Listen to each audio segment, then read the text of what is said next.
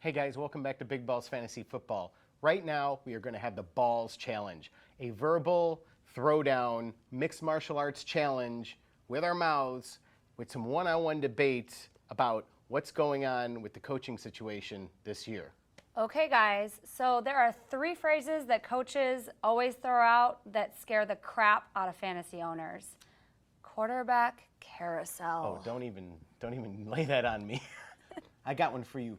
Running back by committee. Oh, nightmare. No. I have the worst one of all. Spreading the ball around to all the receivers. Oh, Jesus. Talk about no points. That's the worst week ever. Talk about no points. No points. That's the Aaron Rodgers week. Well, okay, everybody. Let's throw down, and we're each going to take one of the coaches and go face-to-face and see who is going to get you better picks from their teams with their coaching schemes, okay? Are y'all ready? Ready for it. Ready. Okay. Bruce Arians, McCoy, go. Okay, I'm going to go with Bruce Arians. I like the coaching change that Arizona made. We saw what he did with the Colts being thrown into basically a head coaching job in the middle of the season. But from a fantasy perspective, I don't know. I'm just not totally convinced. That division is a tough one. I like Arizona's defense. I think they're going to be good. They were really good last year. And I like Larry Fitzgerald, which a lot of people are going to forget about because he's been non-existent. But he didn't have a quarterback last year. So he's going to exist this year. But those are pretty like the only 2 people fantasy-wise that I would take because everyone else, we'll have to see. All right, Mike McCoy, obviously with the Chargers, my Chargers here, is a welcome change from me that we finally got rid of Norv Turner. Obviously, we know that he came from the Broncos. He spent 2008 to 2012 there, and he helped revamp their offensive line. He helped Kyle Orton post career highs in pretty much virtually every passing category. And when Tebow came along, he helped adjust the line and help him there with everything else. And obviously, we see how that happened with midseason. They came through and made it to playoffs. I mean, he's known for adjusting talent where need be, not just pushing people over to where he doesn't think they're really going to fit. And the Chargers desperately need to revamp their offensive line. I mean, he's shuffled everyone around. I mean, only keeping like 1 or 2 people actually in their same place. I mean, last year, Rivers had 15 interceptions, 4 of which went into being touchdowns, and we just can't have that happening. And I know that he's really going hard with working with Rivers and trying to make better communications with the players. And I mean, God, we have been out of playoffs the past 3 years. We had a 7-9 record last year. I mean, anything's got to be coming better than this. Now, sorry to interrupt, but can he like miraculously lay his hands on Ryan Matthews and make him not get hurt during the season? That is going to be a miracle. Keeping everyone not injured on the Chargers is a really big issue. And are you going to take Rivers as your fantasy quarterback? Do you trust it? I know, right? I have had him in the past, so we'll see what I do this Fumbles year. Fumbles Rivers? Yeah, well, I had him in 08, so it was still pretty good. Okay, Greg and Smash, it's your guys' turn. So, all right. Greg, you're taking Chip Kelly of the Eagles, and Right. Smash, you're taking Doug Marrone of the Buffalo Bills. Well, I'm going to take Chip Kelly, and I know it's personal to both of us because we're both Oregon fans. Go Ducks! Go Ducks! My folks retired there. I adopted them as my college team, even though I'm from Illinois.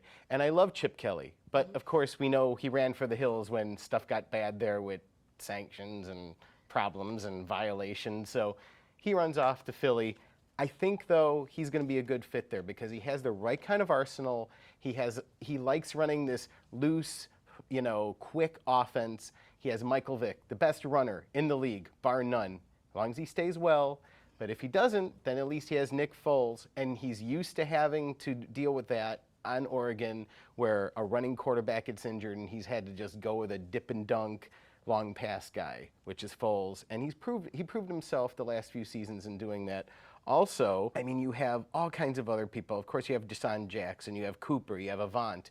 You have Selleck at tight end. He's going to be running all kinds of weird schemes. He's not going to be playing classical music in the practice tent, as we know, having college kids, fall under his spell.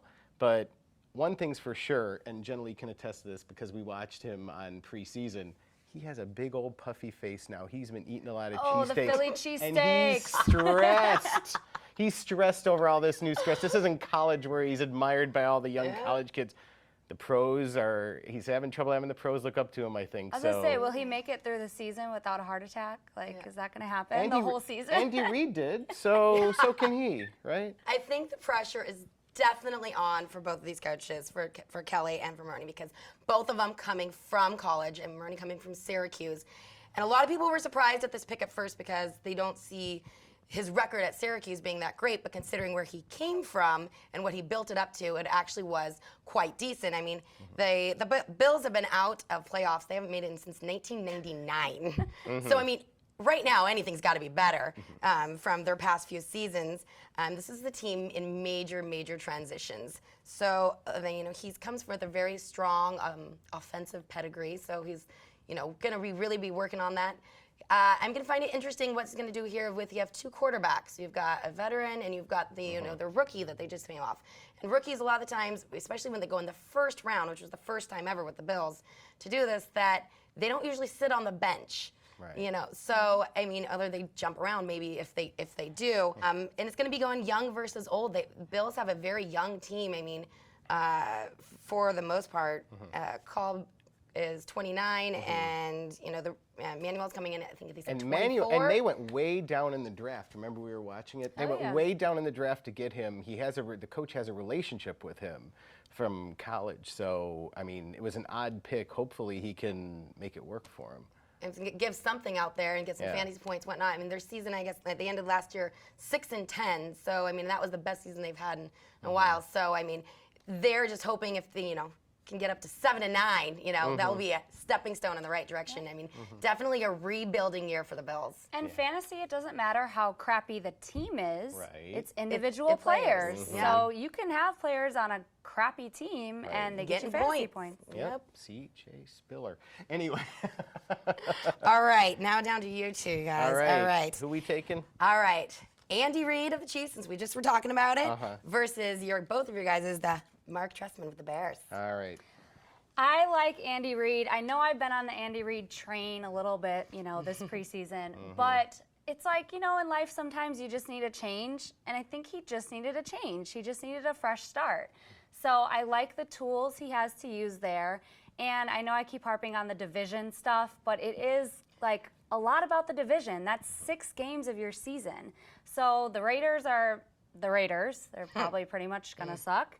The Chargers are iffy because you guys are having injury problems already. So Denver, I feel like, is the only one in that division that you have to really, really worry about. So I think he can make some of these players go into beast mode in fantasy this year.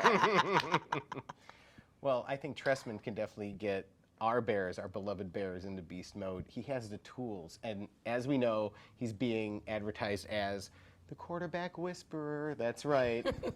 Fingers crossed. Yes, he brought Cutler into this league, and hopefully he won't take him out. Anyway, because it's Cutler's contract year, and we all know how players step up during their contract year. So I'm hoping exactly that he brings it on, throws the ball like crazy to Brandon Marshall, throws it to the Bennetts. We have, both of them at tight end and at wide receiver.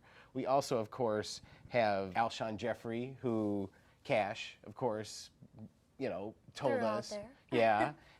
I don't think he's that much of a gamble. I think he's going to actually, like I said, take Knox's spot and make a natural transition into it. But Matt Forte, as I wore his shirt last week, as long as he stays well, the 1-2 punch of him and Bush, I mean, Trestman, it's his team to mess up. He has the pieces there. Every other coach did. Let's hope he doesn't. I like him. Offensive-minded. New Bears. Yes, new Bears. I like it. All right. Thank you for joining us this week. We hope you enjoyed this little debate. And Jenilee, our social media sites? Absolutely. Visit us on social media. Our official website is bigballsfantasyfootball.com. Like us on Facebook so you'll see all our updates. Facebook.com/bigballsfantasyfootball and tweet us at bigballsfball. And thank you for joining us, Smash. Thank you for joining us again. Anytime. Always a pleasure to debate with you. And for sticking up for your Chargers. Yeah, go Bolts. All righty, everybody. Good night. Good night. Bye. Tune into the Stream.TV next week. We're going to continue our pre-draft shows. Next week, the positions are going to be kickers, tight ends, and of course, defenses. So, everybody make sure you tune in because you're going to need them in the last rounds of your draft when you're just hanging on.